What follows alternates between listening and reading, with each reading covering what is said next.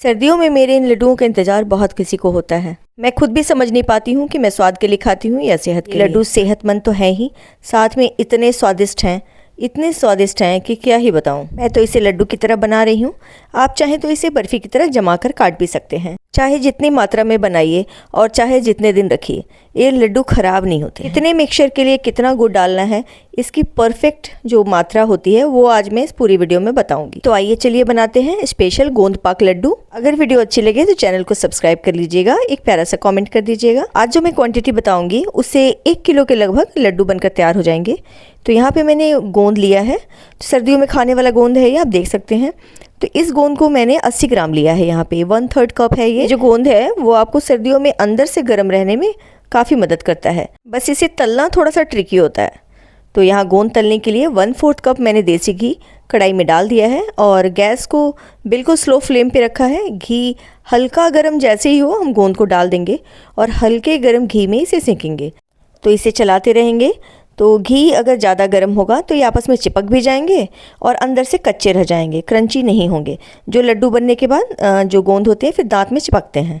तो इसको धीरे धीरे बिल्कुल स्लो फ्लेम पे इसको हल्के गर्म घी में तलना है।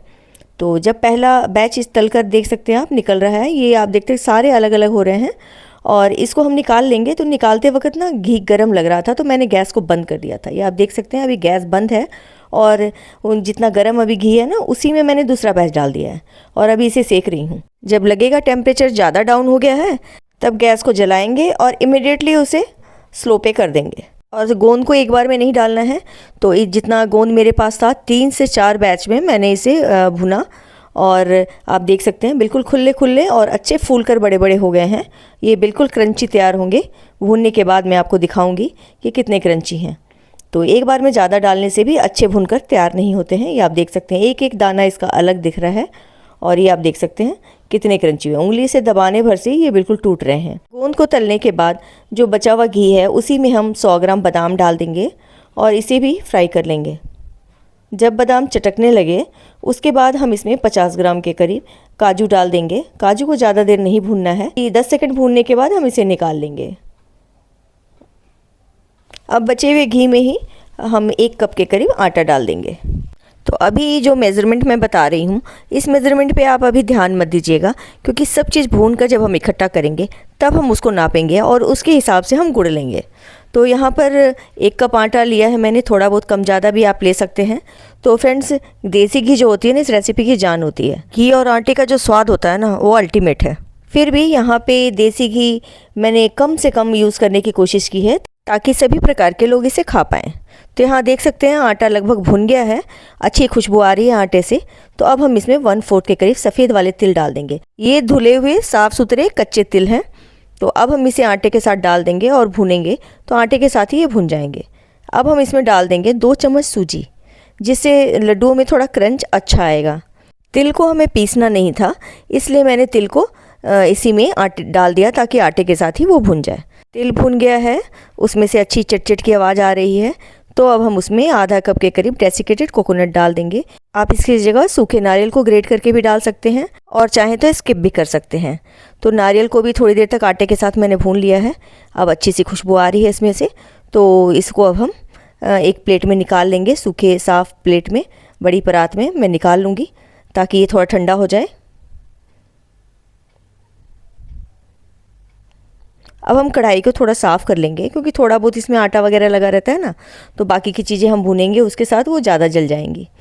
तो अब मेरे पास कुछ सीड्स हैं जो पहले से रोस्टेड हैं। बस जस्ट इनको मैं गरम कर रही हूँ ताकि थोड़े पार्ट इसमें से साबुत हम इसमें मिलाएंगे, थोड़ा सा ग्राइंड करेंगे। तो मैंने सनफ्लावर सीड्स लिया है, पम्पकिन सीड्स लिया है, थोड़े अलसी के बीज भी लिए हैं। सभी को ड्राई रोस्ट करके लें। मेरे पास ये पहले से भुने हुए पड़े हैं, तो जस्ट मैं इसे गरम कर रही हूँ। और गरम करने के बाद इसमें से एक पार्ट मैं आटे में ऐसे ही मिक्स करूँगी जो लड्डू में बिल्कुल सीधे सीधे साबुत साबुत दिखेंगे। और ये आधा कप के करीब हैं, बहुत सारे हैं, तो मैं थोड़े से इसमें से ग्राइंड कर लूँगी। तो ये आप देख सकते हैं थोड़ा सा पार्ट मैंने इसमें से निकाला है और निकाल कर आटे पे डाल दिया है, जो जब लड्डू हम बनाएंगे ना तो उसमें बहुत अच्छे दिखेंगे। बचे हुए सीड्स को हम मिक्सी के जार में डाल देंगे और इसी के साथ हमने जो ड्राई फ्रूट्स रोस्ट किए थे, काजू और बादाम, उसको भी हम इसी में डाल देंगे। इसके अलावे भी जो ड्राई फ्रूट्स आप यहाँ डालना चाहते हैं, पिस्ता, अखरोट, आप जो डालना चाहते हैं उसको फ्राई करके इसी मिक्सी के जार में डाल दीजिए और इसको हम बिल्कुल मोटा मोटा सा पीस लेंगे। ये आप देख सकते हैं, ज़्यादा नहीं पीसना है। पल्स मोड पे 1-2 बार चला लिया है और ये एक दरदरा सा पीस करके रेडी हो गया है। अब ये सारा मिक्सचर हम फिर से उसी जो आटा और नारियल का जो चूरा हमने भून कर रखा है उसी में इस तरह से डाल देंगे। अब इसमें कुछ बादाम के जो दाने हैं वो काफ़ी बड़े बड़े रह गए हैं, तो इनको मैं छोटा छोटा काट लूँगी। नेक्स्ट हमें इसी आटे में गोंद को भी मिक्स करना है। तो मिक्स करने से पहले गोंद को दबा दबा कर इस तरह से तोड़ लेंगे। मिक्सी में इसको नहीं ग्राइंड करेंगे, करने से बिल्कुल ये बिल्कुल आटे की तरह बहुत ज़्यादा पिस जाते हैं। ऐसे ही थोड़ा हल्का टूटा हुआ सा रहता है ना, तो बहुत अच्छा क्रंच मुंह में आता है। लड्डू बिल्कुल क्रंची बनते हैं। तो ये सबको मैंने कटोरी से दबा दबा करके ही इसको छोटा छोटा कर लिया है और इसको हम आटे में मिला देंगे। गोंद बहुत सारा घी तलने में ना सोक कर लेता है, तो ये थाली में बहुत सारा घी अभी लगा हुआ है। तो इसी आटे को मिला करके ये मैं उसे आटे से पोंछ लूँगी सारा घी और निकाल लूँगी। अब इसको हम मिक्स करेंगे और अब इसकी मेजरमेंट लेंगे। 1 कप या कटोरी आप सेट कर लें, उससे आप इसको नाप लें। तो और जितना भी ये मिक्सचर है उसका हमें 1/3 गुड़ लेना है। तो मेजरिंग कप से मेरा जो ये मिक्सचर है वो 6 कप के करीब है, तो हमें गुड़ लेना है 2 कप। यहाँ मैं किशमिश डालना भूल गई थी, तो मैंने किशमिश डाल दिया है। जो बड़े बड़े किशमिश हैं उनको काट करके ले लेंगे। और अब हम एक मसाला तैयार करेंगे, इस लड्डू के लिए बहुत ज़रूरी है। तो यहाँ पे थोड़ी सी काली मिर्च ली है मैंने, 1 इंच के लगभग दालचीनी का टुकड़ा लिया है, 5 से 6 हरी इलायची ले ली है और 7-8 लौंग भी ले लिया है। इसके बाद हम इसमें डालेंगे जायफल। तो जायफल ज़्यादा नहीं डालेंगे, थोड़ा सा काट करके मैं दिखा देती हूँ मैंने कितना डाला है। तो ये मैंने साबुत जायफल में से, ये देख सकते हैं आप, एक छोटा सा टुकड़ा काट लिया है और इसको हम डाल देंगे। इसके अलावा 2 चीज़ हमें और डालना है। सौंफ आपके पास पिसा हुआ नहीं है तो आप यहाँ सौंफ भी डाल सकते हैं, मेरे पास पाउडर है। और 2 चम्मच के करीब सौंठ पाउडर 1 किलो लड्डू के लिए आप डाल सकते हैं। तो इन सब चीज़ों को पीसने के लिए ये आराम से पीसेंगे नहीं, तो 2 चम्मच मैंने यहाँ चीनी डाली है। तो चीनी के साथ ये बहुत अच्छे से पिस जाते हैं। तो पीस करके हम इस मसाले को साइड पे रख लेंगे। बहुत ज़रूरी मसाला है ये, इसमें सौंठ पाउडर और सौंफ भी डाल देंगे। सारे मसाले सर्दियों में आपको खांसी जुकाम से बचाते हैं। अब हमें लेना है गुड़। गुड़ अच्छी क्वालिटी का लें, साफ़ सुथरा लें और उसे छोटा छोटा हम काट लेंगे। काटने के बाद 2 कप के करीब हम गुड़ लेंगे, क्योंकि हमारा 6 कप का मिक्सचर था। तो 2 कप गुड़ को हम कढ़ाई में डालेंगे, फ्लेम को स्लो रखेंगे। और अगर कढ़ाई पतली है और लग रहा है गुड़ जलने के चांसेस हैं, तो 2 चम्मच के करीब इसमें पानी डाल देंगे। 2 चम्मच पानी डालने से ही गुड़ जलेंगे नहीं। अब हम गुड़ में ही वो मसाले डाल देंगे जो हमने ग्राइंड किए थे। तो ये आप देख सकते हैं, अच्छे से गुड़ में इसका अच्छा फ्लेवर आ जाएगा। गुड़ को चलाते हुए पिघालेंगे, थोड़ी देर में ही गुड़ अच्छे से पिघल जाएगा। जो भी मसाले हमने डाले हैं वो गुड़ में पक भी जाएंगे और अच्छे से घुल मिल जाएंगे। तो थोड़ी देर में ही गुड़ पूरी तरह से पिघल जाएगा और जैसे ही इसमें पहला उबाल आया ना, हमें गैस को बंद कर देना है। ये आप देख सकते हैं, गुड़ पिघला है और पहला उबाल ये आया है और इसी समय मैंने गैस को बंद कर दिया है। इससे ज़्यादा हमें ना गुड़ को चेक करना है, ना उसकी चाशनी बनानी है, ना उसको मतलब चेक भी नहीं करना आपको। बिल्कुल जैसे पहला उबाल आए गैस बंद कर देना है। और मैं यहाँ गुड़ को छान कर ले रही हूँ। गुड़ साफ़ सुथरा हो तो बिना छाने भी आप ले सकते हैं, लेकिन कभी कभी गुड़ में थोड़ी सी गंदगी होती है, थोड़े से रेत वगैरह कुछ मिट्टी जैसा मुंह में आने लगता है, तो उसको छान कर यहाँ मैंने लिया है।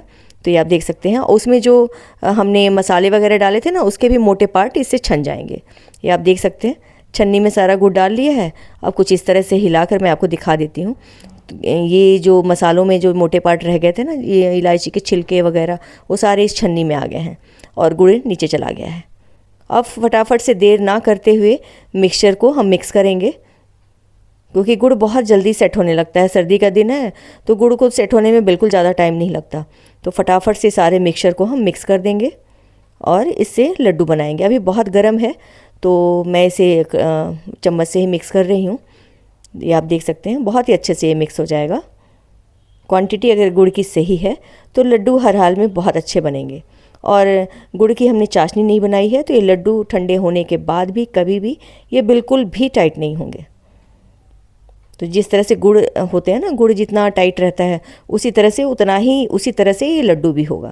तो फटाफट से इसके बना लें, इससे पहले कि ये ठंडा हो जाए। किसी की हेल्प चाहें तो इस समय आप ले सकते हैं, क्योंकि जल्दी जल्दी बनाना है। बहुत ही बढ़िया से बनते हैं, आप देख सकते हैं। साइज आप अपने हिसाब से लें, दोनों हाथों से इसे गोल भी कर सकते हैं, बिल्कुल नहीं टूटेंगे। ये आप देख सकते हैं लड्डू बनकर तैयार है। इसी तरह से फटाफट से हम सारे लड्डू बना करके रेडी कर लेंगे। स्वाद और सेहत से भरे ये लड्डू खुद भी खाएं, फैमिली में सभी को खिलाएं और आप यकीन नहीं करेंगे ये इतने स्वादिष्ट होते हैं ना कि बच्चे बड़े सभी को बहुत पसंद आएंगे। आप इसमें से जो भी ड्राई फ्रूट डालना चाहें आप डाल सकते हैं, जिसको भी आप स्किप करना चाहते हैं आप स्किप कर सकते हैं। अलसी वगैरह कभी कभी अच्छे नहीं लगते हैं किसी को, तो आप यहाँ चाहें तो अलसी स्किप कर सकते हैं, नारियल का बुरादा आप स्किप कर सकते हैं। जो अवेलेबल हो आप डालें, जो नहीं अवेलेबल हो उसको आप छोड़ सकते हैं। तो आप लड्डू बनाएं और खाएं। मैं आपसे मिलती हूँ अपनी नई रेसिपी के साथ नए वीडियो में। के लिए थैंक्स फॉर वॉचिंग।